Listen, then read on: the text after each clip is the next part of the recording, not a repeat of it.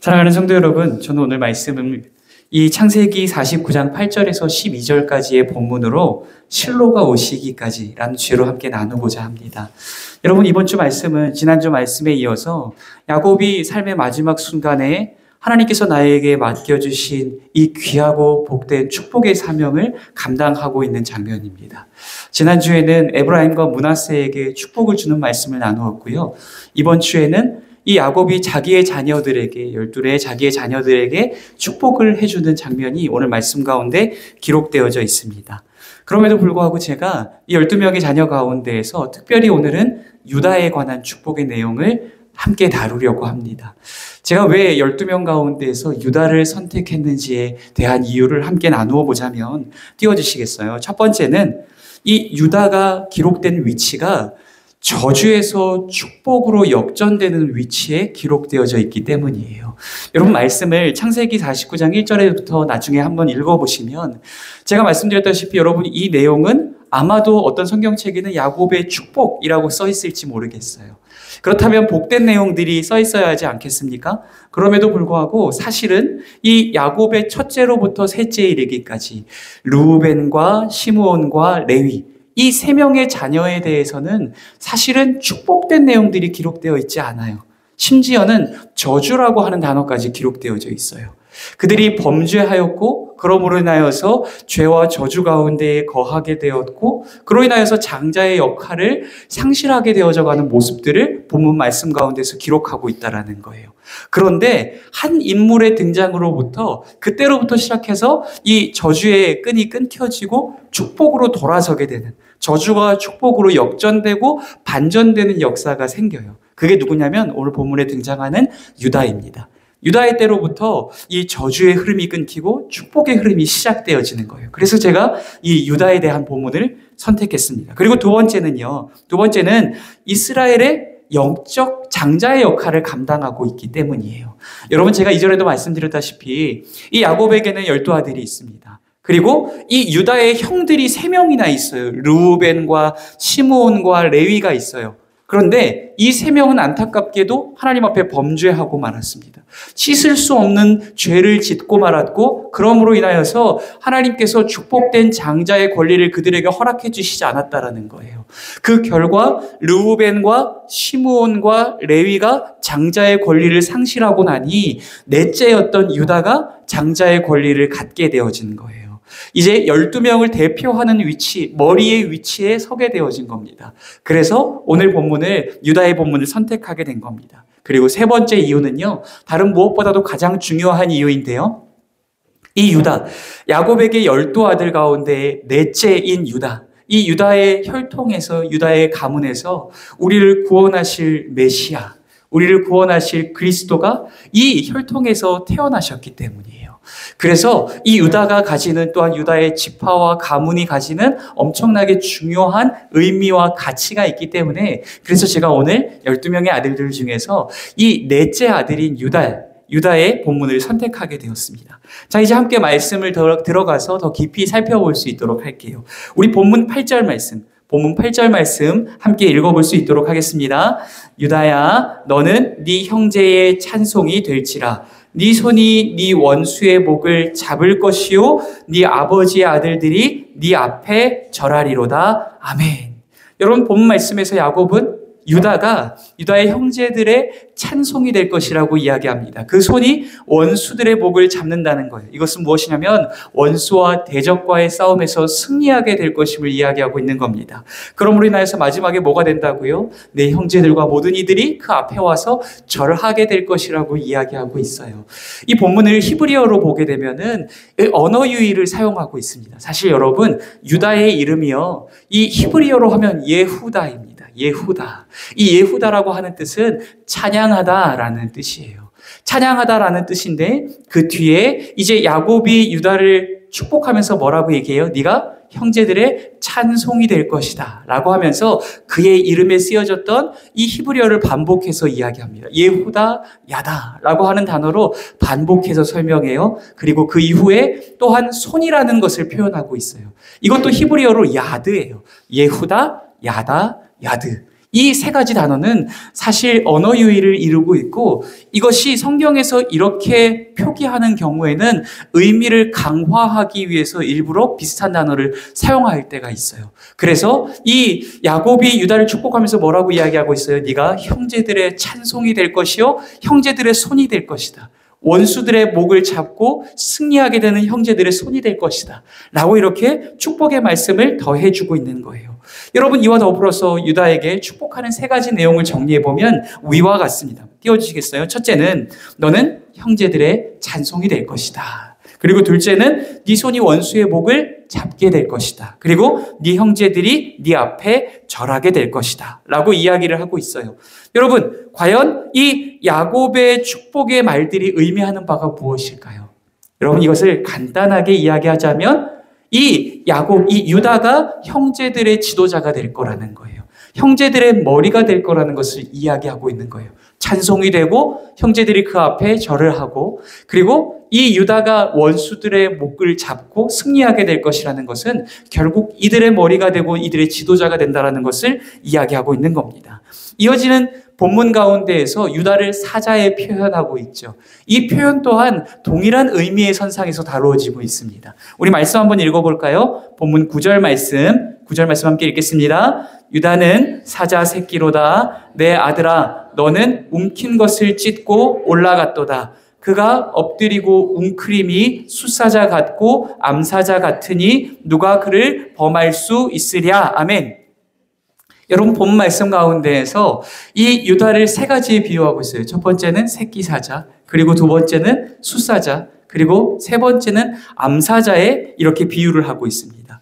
여러분 여기에서 기록한 이 새끼 사자라고 하는 번역의 문제 때문에 이 새끼 사자라고 하니 마치 아주 귀여운 이 벌레 하나조차도 스스로의 힘으로 잡을 수 없는 아주 귀여운 새끼 사자를 생각할 수 있지만 사실은 그렇지 않아요. 그렇지 않고요. 스스로 사냥하여서 자기의 먹이를 잡을 수 있는 나이에 젊은 사자를 표현한 말입니다.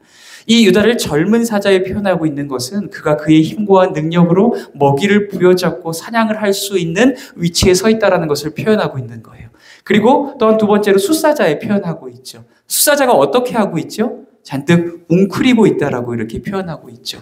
여러분 이게 어떤 모습일까요? 마치 엄청나게 큰 곰을 만나서 그 위세에 이렇게 표현해 죄송하지만 쫄아서 그 앞에 강아지처럼 이렇게 웅크려 있는 그런 모습을 나타내는 걸까요? 그렇지 않습니다. 여러분 이 동물의 왕국 같은 것들 좋아하시나요? 저는 왜 그랬는지 모르겠는데 어렸을 때부터 동물의 왕국을 참 좋아했고 사자를 그렇게 좋아했는데 이런 사자가 이 사냥을 할 때 어떻게 하는지 아십니까? 사자가 막 사냥할 때 우락 막 이렇게 울면서 막 자기의 근육을 막 과시하면서 이렇게 걸어다니면서 사냥할까요? 그렇지 않죠. 그러면 다 도망가겠죠, 당연히. 그러니까 사자는 사냥하기 전에 최대한 몸을 감추고 낮춥니다. 한순간에 뛰어올라서 자기의 먹잇감을 채워가기 위해서 자기의 몸을 잔뜩 웅크립니다. 지금 본문 가운데에서 기록하고 있는 숫사자의 모습도 마찬가지예요. 먹잇감을 포획하기 위해서 한 손에 한숨에 가로채기 위해서 그 앞에 잔뜩 웅크리고 숨어있는 사냥을 하고 있는 이 숫사자의 모습을 드러내고 있는 거예요. 그리고 암사자의 모습도 마찬가지입니다. 암사자의 모습도 사냥을 하고 그 먹잇감을 가져와서 자기의 새끼들을 먹이고 가정을 돌보는 그 지도자의 이미지를 본문 말씀을 통해서 그려주고 있는 겁니다. 여러분 오늘날에도요 사자는 밀림의 제왕, 백수의 왕으로 이렇게 기록되어집니다. 그런데 이는 고대 근동으로 올라가 볼 때 이 성경이 기록되던 시기로 올라가 볼 때에도 이 사자라고 하는 이미지는 아주 크고 힘 있는 제국과 군대와 다른 무엇보다도 왕과 지도자를 의미하는 이 아주 코드였다라는 겁니다. 고대 근동에서 사자는 나라의 통치자와 군주를 비롯해서 이 왕권의 상징으로 알려져 있었어요.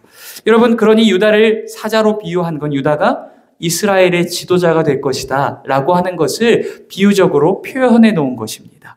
여러분 저는 이 부분이요 참 감동적으로 다가와요. 왜냐하면 여러분 기억하십니까? 유다가 어떤 사람이었죠?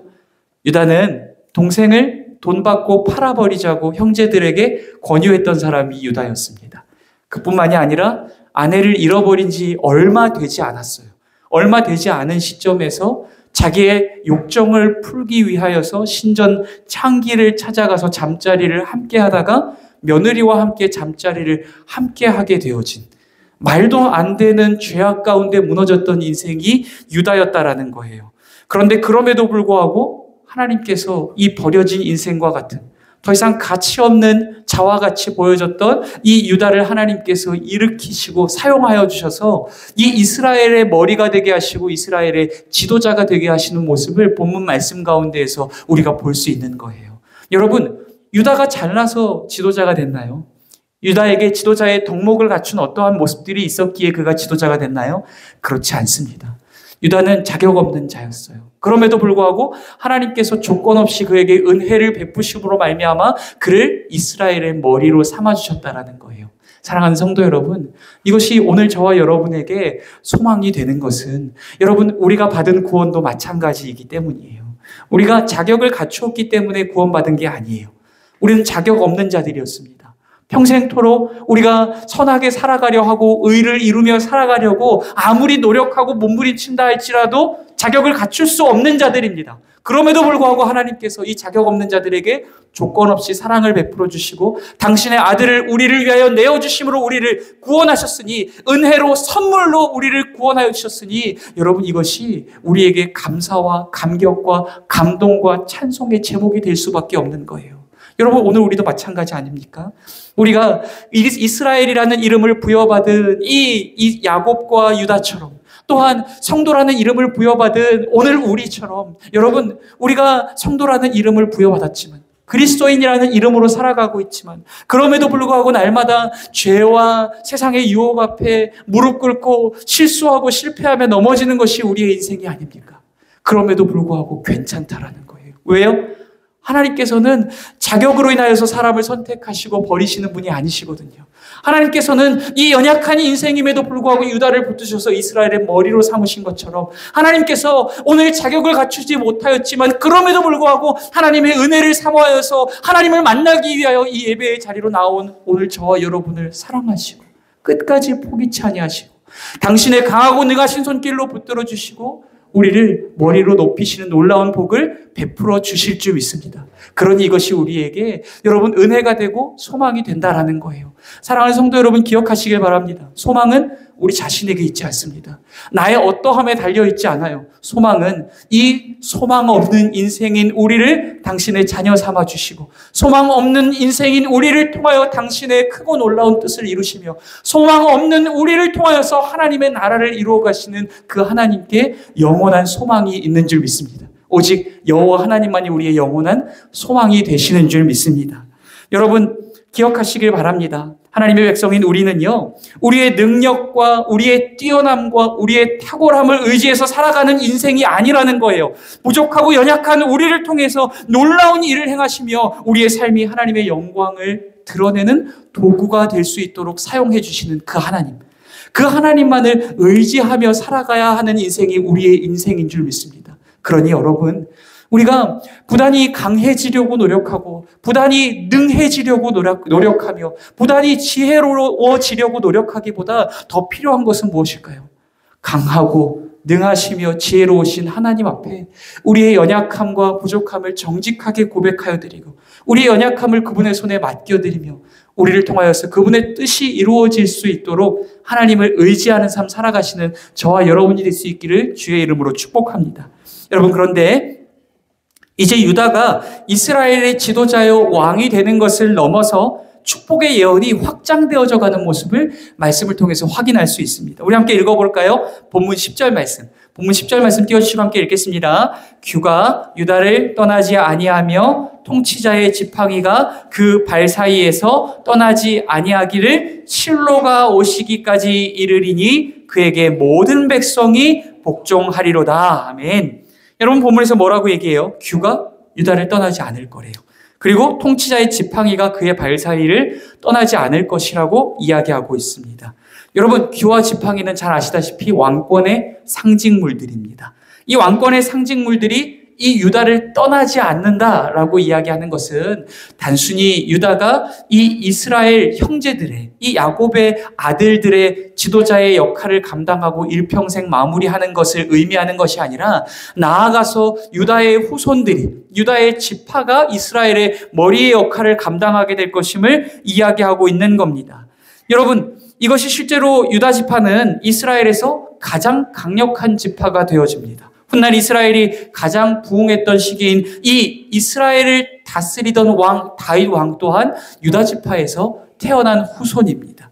이 예언의 말씀은 사실 여러분 다윗의 시대를 바라보며 한 예언이었습니다. 다윗의 때에 다윗이 유다의 또한 이스라엘의 머리가 되어짐으로 그 나라를 통치하게 될 것임을 바라봄으로 준 말씀이, 그 축복의 말씀이 오늘 말씀이라는 겁니다. 유다 지파에서 이스라엘을 가장 하나님답게 섬겨낼 아름다운 왕, 선한 왕, 하나님께서 가장 기뻐하시는 중심을 지닌 다윗 왕이 일어날 것을 바라보며 또한 그 다윗 왕을 통하여서 이제 유다 지파에 허락하신 이 왕권, 귀와 지팡이가 그 지파 가운데서 떠나지 않을 것임을 본문 말씀 가운데에서 예언하여 주고 있는 겁니다.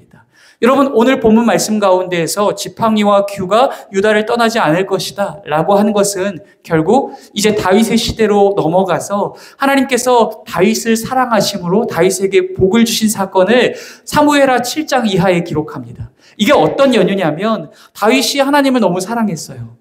그래서 나라가 부강한 이 상황 가운데에서 자기의 집만, 자기의 왕국만 멋들어지게 짓는 게 너무 미안했던 거예요. 하나님께 죄송했던 거예요. 그래서 하나님, 제가 하나님의 집을 짓고 싶습니다. 제가 하나님의 성전을 짓고 싶습니다. 라고 하나님께 간구하고 청하였습니다. 그렇음에도 불구하고 하나님께서 다윗에게 그것을 허락하지 않으셨죠. 이게 여러분, 하나님께서 다윗을 내치신 겁니까? 아니에요. 그럼에도 불구하고 하나님께서는 다윗을 사랑하셨어요. 이 다윗이 하나님의 집을 짓는다라고 하는 마음이 하나님 앞에 너무 기쁨이 되었던 거예요. 그래서 그 유명한 다윗의 언약을 다윗과 맺어주신 거예요. 그 다윗의 언약 가운데 무슨 말씀이 기록되어져 있었냐면, 띄워주시겠습니까? 사무엘하 7장 16절 말씀 띄워주시고 함께 읽겠습니다. 네 집과 네 나라가 내 앞에서 영원히 보존되고 네 왕위가 영원히 견고하리라 하셨다 하라. 아멘. 하나님께서 이 다윗을 기뻐하심으로 말미암아 다윗에게 복을 주셨는데 어떤 복을 주셨냐면 네 집과 네 나라와 네 왕위가 영원하리라.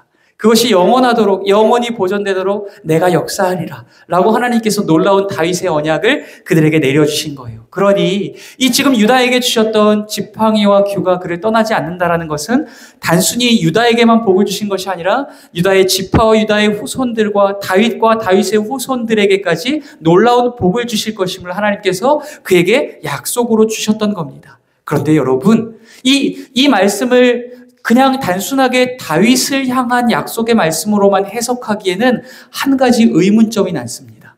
한 가지 이해할 수 없는 문구가 등장해요. 그게 뭐죠?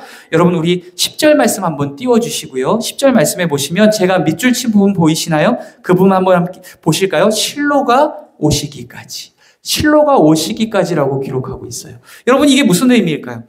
이 규와 이 지팡이가 왕의 상징물들이 유다를 떠나지 않을 것이라고 얘기했는데, 그런데 그게 사실은 어느 때까지 기한이 있다라는 거예요. 그 어느 때가 언제예요? 실로가 오시기까지. 실로가 오실 때까지는 그 규와 지팡이가 떠나지 아니할 것이나 실로가 오시면 그 규와 지팡이가 실로에게로 속하게 될 것임을 이야기하고 있는 거예요. 여러분, 그렇다면 실로가 뭘까요? 도대체 실로가 뭘까요? 실로가 무엇이기에 실로가 오시면 그에게 모든 귀와 지팡이와 왕권이 속하게 될 것이라고 이야기하고 있는 걸까요? 여러분, 실로에 대해서는요, 사실 오늘날까지도 많은 학자들이 연구하고 있고 이것이다 저것이다라고 하면서 여러 가지 학설과 가설들을 내어놓고 있습니다. 그럼에도 불구하고 가장 주를 이루는 두 가지는 바로 이것입니다. 첫 번째는요, 띄워주시면 첫 번째는 메시아라는 거예요.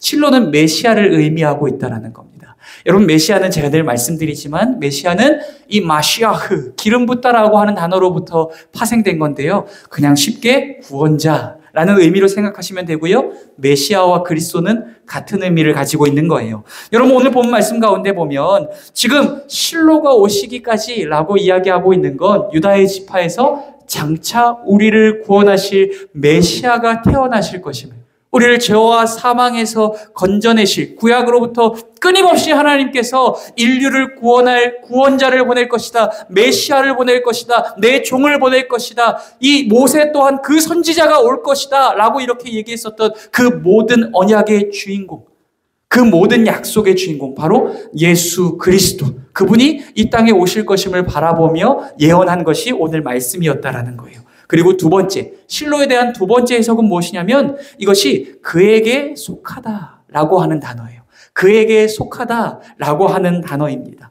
여러분, 이 둘째 의미로 보자면 유다 지파에 속했던 이 귀와 지팡이가 결국 누군가에게 그에게 속하게 될 것이다, 그에게 속하게 될 것이다 라는 것을 이야기하고 있는 거예요. 결국에는 이 유다 지파로부터 일어났던 왕들, 이 다윗과 그의 후손들이 유다의 왕들이 되어질 것이지만 그들이 진짜 왕이 아니라 모든 왕권을 한 손에 부여잡으신 그분이 이 땅 가운데 오실 것이라는 것을 이야기하고 있는 거예요. 만왕의 왕이신 그분, 죽으시고 다시 사심으로 만유의 높임을 받으신 그분, 온 만물을 통치하시고 세계를 다스리시는 그분, 바로 우리 구주 예수 그리스도를 의미하는 겁니다. 그분께서 이 땅 가운데 오셔서 왕이 되시고 다스리시고 하나님의 나라를 회복하여 가실 것임을 바라보면서 예언하는 말씀이 오늘 이 유다에게 주신 축복의 말씀이었다라는 거예요. 여러분, 그렇다면 이제 장차 백성들이 오실 메시와 오실 그 만왕의 왕께 복종하게 되어질 것이라고 얘기하는데요. 그렇다면 그 백성들이 왕에게 복종하게 되어질 때 어떤 역사가 나타날까요? 우리 말씀 볼게요. 11절에서 12절까지 말씀 보겠습니다. 본문 11절에서 12절 함께 읽겠습니다. 그의 나귀를 포도나무에 매며 그의 암나귀 새끼를 아름다운 포도나무에 맬 것이며 또 그 옷을 포도주에 빨며 그의 복장을 포도즙에 빨리로다. 그의 눈은 포도주로 인하여 붉겠고 그의 이는 우유로 말미암아 희리로다. 아멘. 여러분, 이 말씀은요, 1차적으로 유다 지파에서 장차 메시아시오 만왕의 왕이 나시고 그분께 복종할 백성들이 누리게 될 미래에 대해서 이야기하고 있는 거예요. 우리 11절에서 12절에 보면 우리가 주목해 바라봐야 할 단어는 바로 포도나무와 포도주, 그리고 이 흰 우유라고 하는 이미지입니다. 여러분, 이것이 의미하는 바는 1차적으로 의미하는 바는 무엇이냐면 풍요함을 의미하고 있는 거예요. 당시에 여러분, 포도주와 우유는요, 아무나 쉽게 마시고 또 접할 수 있는 것이 아니었다라는 거예요. 이렇게 그것으로 옷을 빨고 그것으로 뭐 빨래를 할 정도로, 그것을 막 가져다가 쓸 정도로 그렇게 가치 없고 그렇게 값없는 것이 아니었다라는 거예요. 만약 그 당시에 만약에 이 우유로 옷을 빨고 이 포도주로 옷을 빨 수 있는 정도라면 굉장히 부유한 자들이었을 겁니다. 지금 이것이 그려지고 있는 그림은 무엇이냐면 우리가 장차 오실 메시아 만왕의 왕이신 우리 구주 예수 그리스도께 복종하게 되어질 때 누리게 되어질 풍요함, 그 풍요로움과 부요함을 이 본문 말씀이 비유적으로 표현해서 우리에게 그림으로 묘사해서 보여주고 있는 겁니다.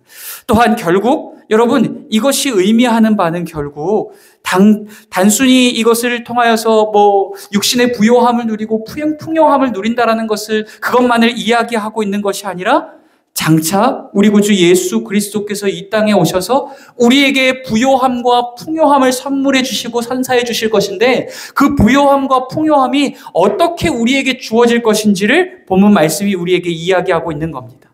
여러분, 오늘 본문 말씀에 이 등장하고 있는 나귀와 포도주와 여러분 흰 우유와 함께 여러분 연결해서 함께 묵상하시면서 들어보시길 바랍니다. 여러분, 우리 구주 예수 그리스도께서 이 땅에 오셔서 우리를 구원하실 거예요. 어떻게 우리를 구원하실 겁니까? 나귀를 타시고 예루살렘 성에 입성하신 예수님께서 십자가에 못 박혀 죽으심으로 그분의 모든 살이 찢겨지고 그분의 모든 붉은 피가 마치 포도주와 같이 모든 붉은 피와 물이 온 몸에서 다 빠져나가고 흘려지게 될 것이고, 그분의 흘리신 피, 그분의 흘리신 보혈의 피, 마치 포도주와 같이 그 붉은 피, 예수님께서도 돌아가시기 전에 제자들과 함께 잔을 나누시면서 뭐라고 말씀하셨죠? 받으라, 이것이 내 언약의 피라 라고 말씀하셨죠. 그분의 피, 그 포도주와 같은 그 피가 우리에게 흘려지고 우리가 그것을 믿음으로 그 피가 우리에게 적셔지게 될 때 우리는 비로소 칠흑과 같은 죄와 어둠과 사망에서 벗어나 마치 흰 눈과 같고 흰 우유와 같이 깨끗이 씻음을 받게 될 것이라는 것을 오늘 본문 말씀이 우리에게 알려주고 있는 겁니다. 사랑하는 성도 여러분, 기억하시길 바랍니다. 하나님이 우리에게 주시는 가장 큰 선물은 무엇일까요? 우리 구주 예수 그리스도요. 또한 그리스도로 인하여서 우리에게 주어진 죄 사함과 죄와 사망에서 건짐을 받고 영원한 하나님의 나라에 들어가는 구원인 줄 믿습니다. 사랑하는 성도 여러분, 제가 늘 말씀드리죠. 예수라는 이름의 뜻이 뭐죠? 야샤, 구원하다라는 뜻이에요. 예수 안에 이미 구원이 담겨져 있는 거예요. 그렇다면 하나님께서 우리에게 주신 가장 큰 선물은 무엇일까요? 오늘 본문 말씀을 통하여서 야곱을 통하여 하나님께서 유다에게 주신 가장 큰 선물, 인류에게 주신 가장 큰 선물은 무엇일까요? 바로 우리를 죄와 사망에서 건져내실 그분, 우리를 대신하여 십자가에 못 박혀 죽으시고 온몸에 물과 피를 흘리심으로 우리를 죄와 사망에서 건져내실 그분, 바로 우리 구주 예수 그리스도이신 줄 믿습니다. 여러분, 결국 유다에게 하나님께서 처음 주셨던 이 예언의 말씀들 기억하십니까? 한번 띄워주실래요? 여러분, 이 예언의 말씀들, 너는 내 형제의 찬송이 될지라, 내 손이 원수의 목을 잡을 것이라, 내 형제들이 내 앞에 절하리로다. 여러분, 이 모든 말씀은 결국 장차 오실 메시아 우리 구주 예수 그리스도를 향한 예언의 말씀이었던 거예요. 그분께서 우리를 대신하여 십자가에 못 박혀 죽으시고 다시 사심으로 죄와 사망의 권세들을 목을 잡으시고 이기시고 승리하게 되실 때에 하나님께서 만유 위에 높은 이름을 주시고 만인들이 그 앞에 나와 열방과 인류가 그 앞에 나와 절하게 되어지며 온 인류의 찬송이 되어지는 아름다운 그 미래를 바라보며 하나님 나라를 바라보며 우리 하나님께서 유다에게 축복의 말씀으로 예언해 주신 것이었습니다. 사랑하는 성도 여러분, 오늘 본문 말씀들은 야곱이 유다를 향하여 전해준 이 축복의 말씀들이었습니다. 그가 형제들의 지도자가 되고 형제들의 장자가 되며 형제들의 머리가 될 것이라는 이 축복의 말씀이었습니다. 여기서 나아가서 결국 여러분, 이 유다 지파에 태어나게 될 아름다운 왕, 다윗 왕과 다윗 왕의 후손들이 이스라엘을 다스려가며 하나님의 나라를 이루어갈 것임을 바라보며 예언의 말씀을 주셨고, 결국 이것이 마지막으로 최종적으로 의미하는 바는 무엇입니까? 우리 구주 예수 그리스도, 우리를 대신하여 십자가에 못 박혀 죽으시고 다시 사심으로 우리를 억만 죄악에서 건져내시며 우리의 모든 죄를 씻어주시고 우리를 영원한 하나님의 나라로 인도하여 주실 그분을 바라보며 기록되어진 축복의 말씀인 줄 믿습니다. 사랑하는 성도 여러분, 하나님께서 이미 창세기가 기록되어진 시점부터, 아니요, 창세 이전부터 이 일들을 계획해 놓으셨고 우리에게 약속의 말씀으로 주셨고, 여러분, 결국 역사 가운데 우리 구주 예수 그리스도께서 정말 이 땅에 오셨고 우리를 대신하여 십자가 위에 죽으셨고 다시금 살아나신 줄 믿습니다. 여러분, 오랜 시간과 어떠한 방해와 핍박 속에서도 하나님의 약속은 반드시 이루어지는 줄 믿습니다. 여러분, 이것이 오늘 우리에게 소망이 되는 것은, 사랑하는 성도 여러분, 오늘 저와 여러분 가운데에 여러분 마치 우리의 인생이 안개에 쌓인 듯이 내일이 보여지질 않고 오랜 고난과 고통에 쌓여서 하나님이 도무지 보여지질 않고 하나님의 약속이 우리의 눈앞에서 희미해져가며 도무지 보여지지 않는 상태 가운데 놓여진, 여러분, 그러한 고난과 고통의 길을 걸어가고 있는 성도님들 계십니까? 여러분, 그럼에도 불구하고 오늘 말씀을 통하여 기억하시길 바랍니다. 하나님은 당신의 약속하신 바를 반드시 이루어내시는 분이신 줄 믿습니다. 우리 구주 예수 그리스도를 이 땅에 보내주셔서 우리를 대신하여 십자가에 못 박아 죽으시고 또한 다시 살아나심으로 우리를 억만 죄악에서 건져내셨다면 우리의 인생의 문제들 따위는 여러분 해결하지 못할 것이 없습니다. 지금 고난과 우리가 처한 상황들이 우리의 믿음의 눈을 가리우고 하나님을 바라보지 못하도록 막아서고 있다 할지라도 여러분 괜찮습니다. 하나님이 우리와 함께 하시고 약속하신 바를 반드시 이루어내실 줄 믿습니다. 우리 구주 예수 그리스도께서 약속하신 그 모양 그대로 구름 타고 다시금 이 땅 가운데 내려오실 것이고, 그때에 우리는 우리의 신랑 되신 그분의 손을 부여잡고 다시금 하나님 나라로 들어가 영생 복락을 누리게 될 줄 믿습니다. 그러니 여러분, 약속의 하나님을 바라보시고 하나님의 약속을 믿음의 손으로 부여잡고 믿음의 길을 끝까지 걸어가시는 저와 여러분이 되시기를 주의 이름으로 축복합니다. 여러분, 말씀드렸듯이 우리의 인생의 일들이, 때로는 인생의 고난과 혼란들이 우리의 믿음의 눈을 가리우고 하나님을 바라보지 못하고 하나님의 나라를 바라보지 못하며 하나님의 약속을 신뢰하지 못하도록 우리의 믿음을 계속해서 유혹하고 공격하며 방해할 것입니다.